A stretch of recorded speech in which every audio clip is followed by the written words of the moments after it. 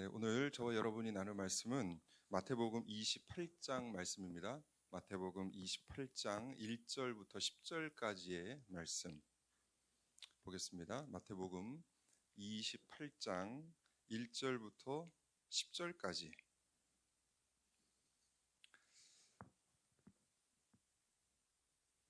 마태복음 28장 1절부터 10절까지의 말씀, 저와 여러분이 한 절씩 교독하고 마지막 절은 함께 합독하겠습니다. 제가 먼저 1절 읽겠습니다. 안식일이 다 지나고 안식 후 첫날이 되려는 새벽에 막달라 마리아와 다른 마리아가 무덤을 보려고 갔더니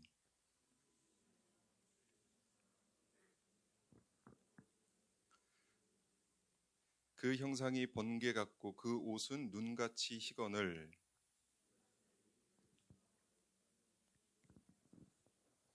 천사가 여자들에게 말하여 이르되 너희는 무서워하지 말라. 십자가에 못 박히신 예수를 너희가 찾는 줄을 내가 아노라.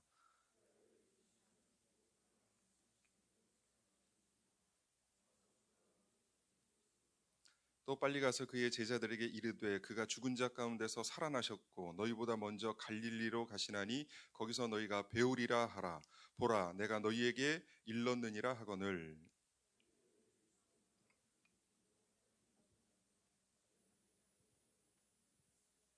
예수께서 그들을 만나 이르시되 평안하냐 하시거늘 여자들이 나아가 그 발을 붙잡고 경배하니 무서워하지 말라. 가서 내 형제들에게 갈릴리로 가라 하라. 거기서 나를 보리라 하시니라. 아멘. 네, 저는 청년 아포슬 6팀을 담당하고 있습니다. 청년 6팀을 담당하는 교육자로서 마음 한켠에 항상 그 준비하고 있는 게 있습니다. 바로 장례입니다. 타팀의 경우는 보통 장례가 나도 할아버지 할머니께서 돌아가시는 조부상, 조모상이 대부분인데 저희 6팀의 멤버들은 나이가 조금 있으시다 보니까 부친상, 모친상, 상이 나더라도 할아버지 할머니가 아니라 아버지 어머니께서 돌아가시는 경우가 많고 올해 초에는 본인상, 이제 작년에 저희 이제 팀이었는데 병으로 못 나오다가 올해 초에 본인이 먼저 소천하는 그런 본인상을 치르기도 했습니다. 장례가 나면 담당 교육자는 첫째는 너무나 안타까운 마음을 금할 수가 없죠. 너무 이게 마음이 아픈데 다른 한편으로는 이런 마음이 같이 공존합니다. 누군가가 정말 힘들고 아플 때 내가 그 사람에게 도움이 될 수 있다는 것, 그러니까 그 순간에 쓰임을 받을 수 있다는 것 때문에 마음이 아프지만 감사한 마음이 또한 있습니다. 보람이 느껴지죠. 그래서 장례가 나면 최선을 다해서 위로해드리고 장례를 인도하려고 애를 씁니다. 또 이렇게 장례를 한번 집례를 하면은 보통은 이제 사흘 정도의 시간이 걸리는데 이 사흘 동안은 저에게는 이 죽음을 깊이 생각할 수 있는 얼마 전에 제가 우리 그리스도인들은 이 구도자, 다 도를 구하는 구도자이다라고 말씀을 드린 적이 있는데 이 구도자에게는 너무나 귀한 시간, 죽음을 상고할 수 있는 귀한 시간이 되기도 합니다. 죽음을 깊이 상고할 때 비로소 나의 삶, 나의 생을 제대로 조명해 볼 수 있기 때문입니다. 마음이 복잡하고 또 인생이 복잡하고 나의 미래가 복잡할 때 장례식에 다녀오면 그 시신 앞에 섰다가 오면 그 모든 복잡한 것이 정말 깨끗하게 씻겨져 내려가는 것을 여러 번 경험을 하면서 하나님께서는 왜 잔치집보다 초상집을 그렇게 권면을 하셨는지, 초상집에 가라고 말씀하셨는지 알겠더라고요. 오늘 본문 1절을 보면은 무덤 앞으로 간 여자들이 등장합니다.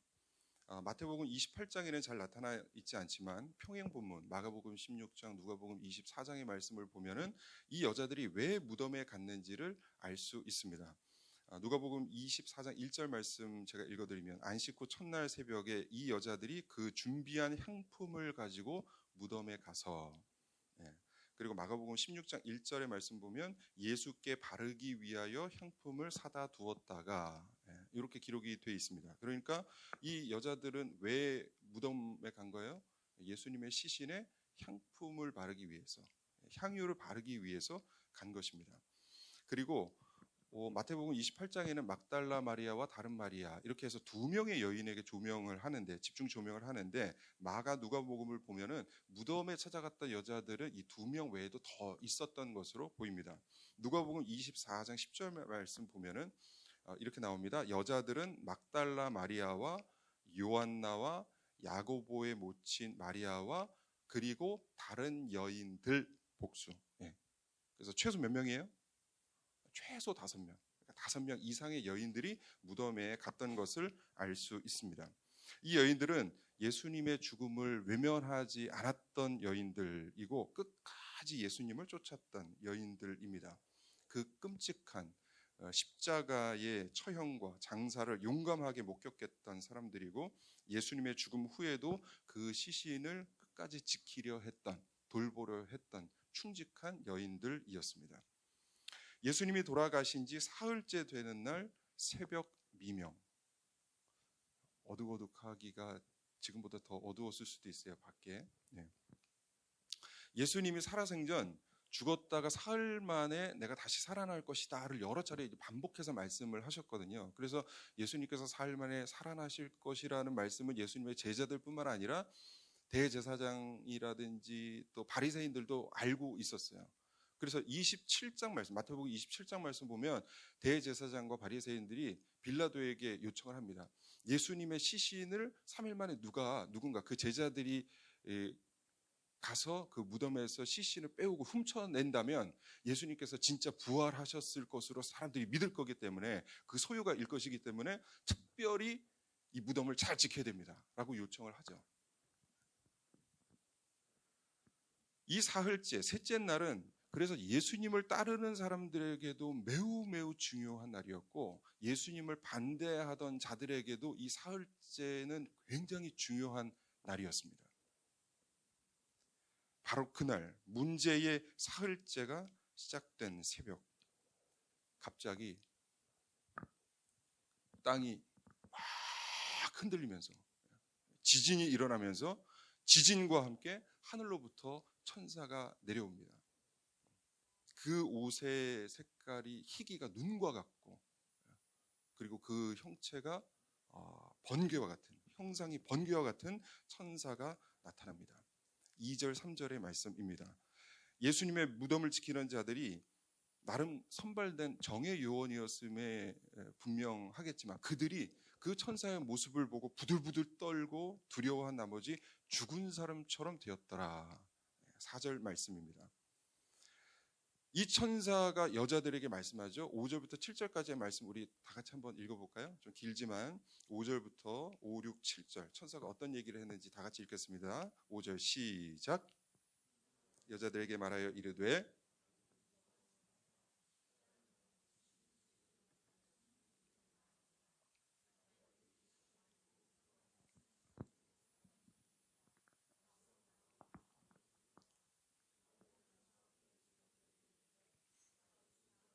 살아나셨고 너희보다 먼저 갈릴리로 가시라니 거기서 너희가 배우리라 하라.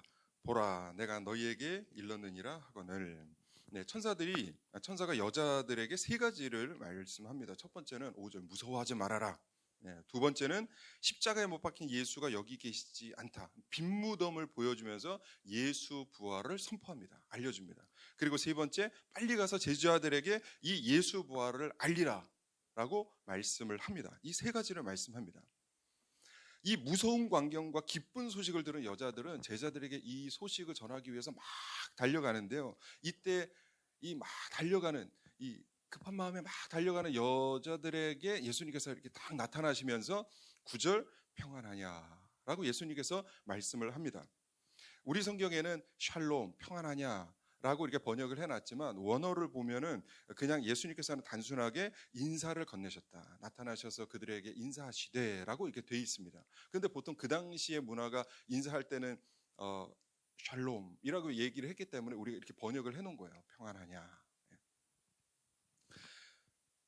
이렇게 예수님께서 이 여인들 앞에 나타나시자 이 여인들은 예수님의 발을 붙잡고 엎드려서 경배합니다.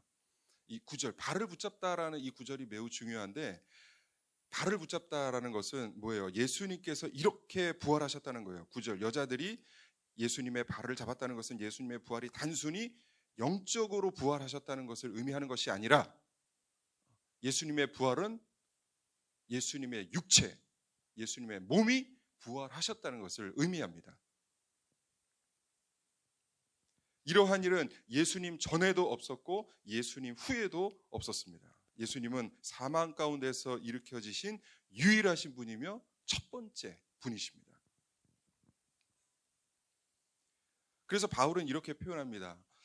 우리 고린도전서 15장이 부활장인데 이 말씀 한번 찾아보겠습니다. 고린도전서 15장 19절과 20절. 예수님께서 이렇게 사망 가운데서 일으켜지신 유일한 분이시며 첫 번째 분이신데, 바울은 이렇게 표현을 합니다. 고린도전서 15장 19절 20절 말씀 다 같이 읽겠습니다. 시작. 만일 그리스도 안에서 우리가 바라는 것이 다만 이 세상의 삶뿐이면 모든 사람 가운데 우리가 더욱 불쌍한 자이리라. 그러나 이제 그리스도께서 죽은 자 가운데서 다시 살아나사 잠자는 자들의 첫 열매가 되셨도다. 아멘. 예수님은 죽은 자 가운데서 다시 살아나시사 잠자는 자들의 첫 열매, 즉 땅에서의 모습과는 전혀 다른 아름다운 육체, 이 부활체로 다시 살아나셨다는 것입니다. 첫 번째 열매가 되셨다는 것입니다. 죽었다가 다시 살아났으나 또다시 죽은, 잠시 소생한 나사로의 죽음이 아니라 죽었다가 살아나셔서 영원히 죽지 않는 첫 번째 완전한 부활체로 살아나셨다는 것입니다. 그래서 이것이 우리와 무슨 상관입니까? 바울은 무엇이라고 얘기합니까? 고린도전서 15장 한 번 더 읽겠습니다. 51절 52절 말씀.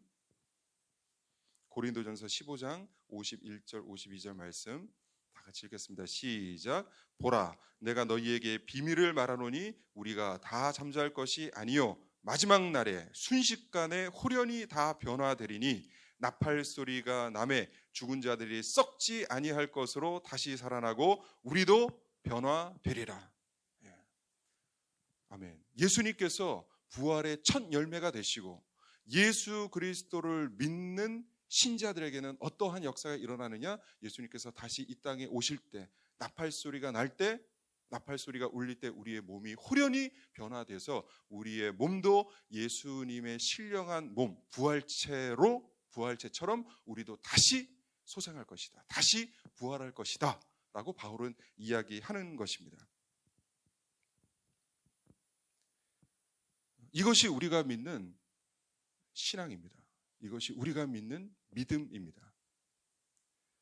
우리 그리스도인들의 신앙은 결국 무엇을 믿는 신앙입니까? 사도신경을 보면 장사한 지 사흘 만에 죽은 자 가운데서 다시 살아나시고, 예수 그리스도께서 죽으셨다가 사흘 만에 다시 살아나셨음을 믿는 신앙입니다. 그리고 사도신경 마지막 부분, 마지막 끝에, 맨 끝에 몸이 사는 것과 영원히 사는 것을 믿사옵나이다. 우리의 신앙은 예수 그리스도를 믿음으로 우리의 몸이 다시 홀연히 변화돼서 영원히 주님과 함께 살 것임을 믿는 신앙입니다. 부활한 육체로 영원히 하늘나라에서, 하나님의 나라에서 사는 것을 믿는 신앙이죠. 예수님께서 이렇게 첫 번째 첫 열매로, 부활체의 첫 열매로 다시 살아나셔서 자신의 소식을 전하기 위해서 급히 달려가는 여인들을 막아서십니다. 그리고 말씀을 하시죠. 마태복음 28장 10절 말씀, 우리 다시 한번 마태복음 28장으로 가겠습니다. 마태복음 28장 10절 말씀 제가 읽겠습니다. 이에 예수께서 이르시되 무서워하지 말라, 가서 내 형제들에게 갈릴리로 가라 하라, 거기서 나를 보리라 하시니라. 예수님께서 이 부활의 기쁜 소식을 전하기 위해서 달려가는 이 여인들에게 딱 나타나셔가지고 말씀을 하시는데 무엇을 말씀하세요? 무서워하지 말라. 무서워하지 말라. 그리고 내 형제들에게 갈릴리로 가라. 거기서 나를 보리라라고 말씀을 하십니다. 근데 생각을 해보세요. 이 말씀 보세요. 예수님의 이 말씀은 누구의 말과 똑같아요? 우리가 좀 전에 읽었던 천사들의 말과 똑같죠. 그죠? 무서워하지 말라. 그리고 빈 무덤을 보여주셨는데 예수님께서는 빈 무덤이 아니라 살아나신 이 육체를 보여주시면서 또 천사들이 얘기한 제자들에게 가라. 갈릴리로 가라. 거기서 예수님을 배우리라. 라는 말과 똑같은 말씀을 하십니다. 형제들에게 갈릴리로 가라. 거기서 나를 보리라. 이렇게 말씀을 하시는 것입니다. 근데 저는 이 부분을 읽을 때 조금 이상하다는 생각이 들었습니다. 예수님께서 이렇게 부활체로 이렇게 다시 살아나셔서 여인들에게 나타나셔서 말씀하시는 이 말씀, 뭔가 특별한 말씀을 하셨으면 더 좋았을 텐데 예수님께서 과히 특별한 말씀을 하지 않잖아요. 천사들이 한 말을 반복하는데 불과한 말씀을 하시잖아요. 저는 좀 이상했어요. 예수님께서 왜 굳이 나타나셔서, 이 상황 속에서는 예수님이 나타나지 않으셔도 괜찮거든요. 왜냐하면 여인들은 막 달려가고 있었어요. 그런데 예수님께서 나타나셔서 가서 전해라. 지금 전하러 가고 있는 길이었기 때문에 예수님께서 굳이 나타나시지 않아도 되는 상황이거든요. 예수님께서 나타나셔서 똑같은 말씀 지금 반복하시는 거예요. 저는 이상해서 왜 예수님께서 굳이 여기서 나타나셔서 같은 말을 반복을 하실까?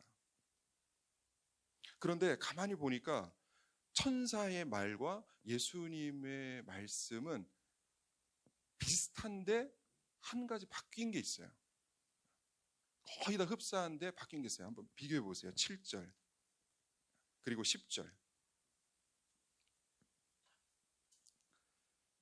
천사는 얘기합니다. 또 빨리 가서 그의 제자들에게 이르되. 반면에 주님은 뭐라고 말씀하십니까? 누구에게 가서 전하라고 하죠? 내 형제들에게.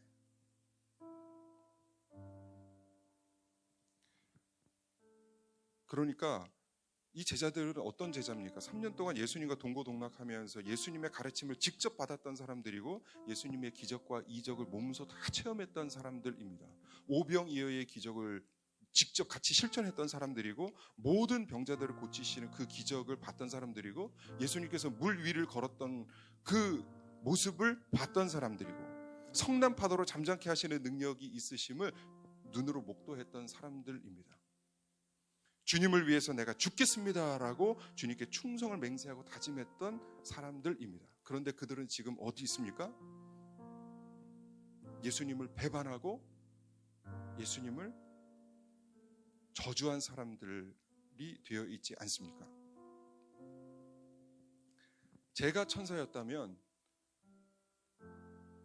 빛이 있으니까 좀 천사처럼 보이진 않죠.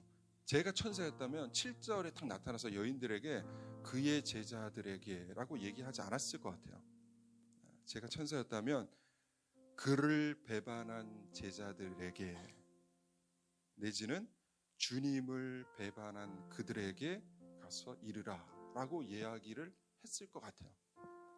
그들이 어떠한 자라는 것을 콕 집어서 얘기를 했을 것 같아요. 너희는 배반자, 배신자야 라고 콕 집어서 얘기를 했을 것 같아요.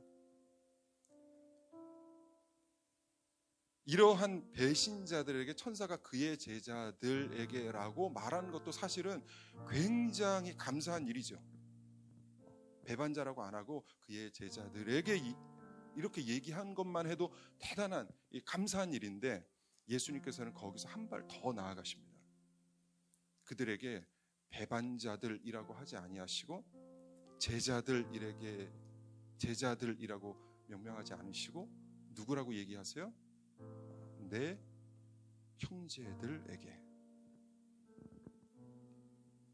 나를 팔아먹은 자들, 나를 배신한 자들, 내가 모욕당할 때, 내가 고초당할 때 다 도망갔던 자들, 나를 저주했던 자들, 내가 죽었는데도 내 장례식장에 콧배기도 보이지 않던 자들, 그들을 향해서 주님께서는 My brethren, my brothers, 토이스 아들, 포이스무, 내 형제들에게. 저는 이 말씀 한마디에 신구약 전체의 메시지가 전부 들어있다고 해도 과언은 아니라고 봅니다.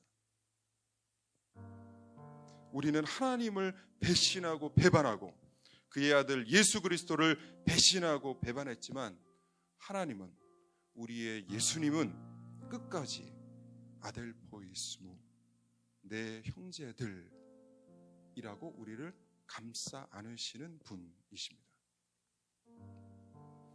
아버지 하나님의 은혜와 예수 그리스도의 사랑이 전부 집약되어 있는 말입니다.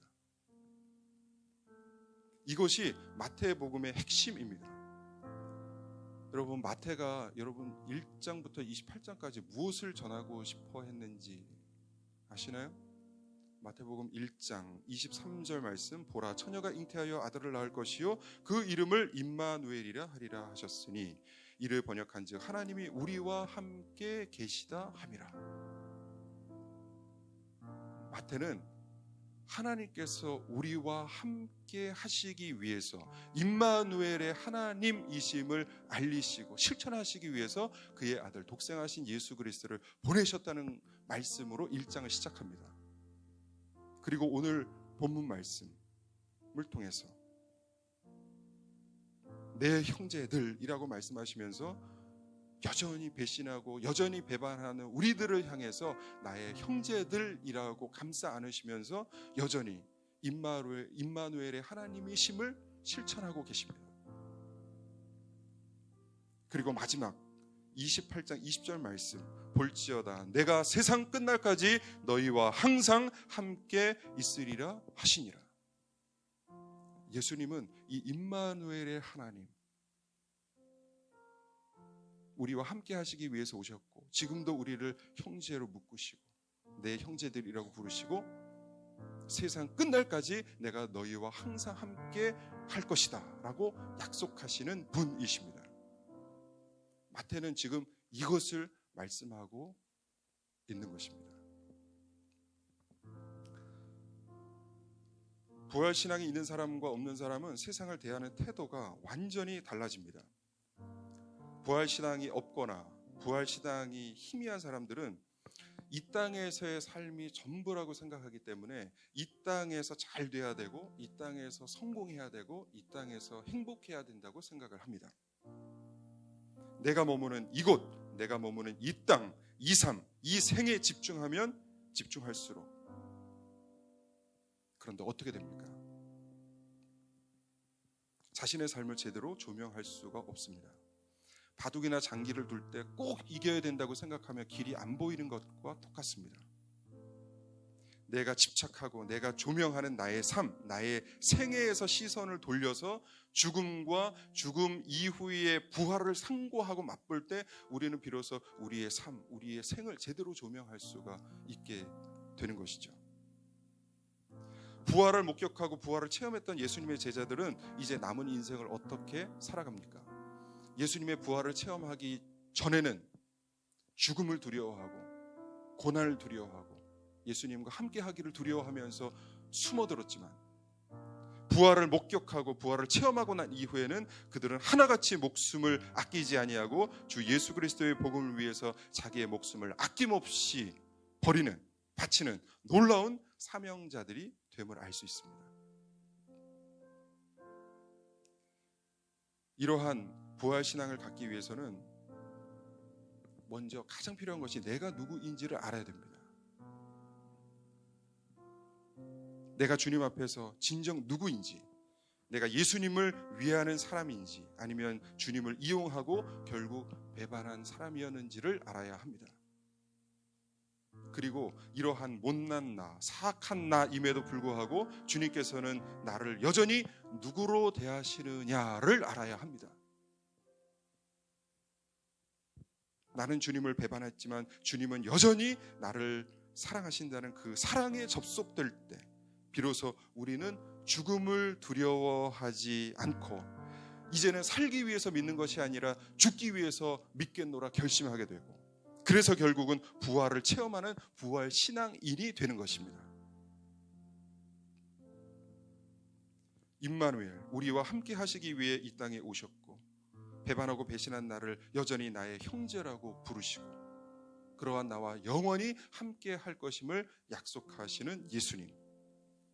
이 예수님의 사랑에 접속될 때 비로소 나의 병든 몸에 새 생명이 부어지고 시들었던 마음에 새 소망이 싹트게 되고 죽었던 영혼이 소생하는 기적이 우리에게 일어나는 것입니다. 여러분, 오늘 부활절입니다. 주님께서 사망의 몸에서 일으켜 세워지심으로 부활의 첫 열매가 되신 날입니다. 우리는 주님께서 오시는 그날, 다시 재림해서 오시는 그날 그 신령한 몸으로 예수님처럼, 예수님께서 첫 번째 열매가 되신 것처럼 우리도 다시 완전한 부활체로 부활하게 될 것입니다. 그 부활을 경험하게 될 것입니다. 이 부활을 지금 이 현실에서 꿈꾸면서 살아갈 때 우리의 몸과 마음과 우리의 영혼이 다시 살아나는 역사가 일어나게 될 것입니다.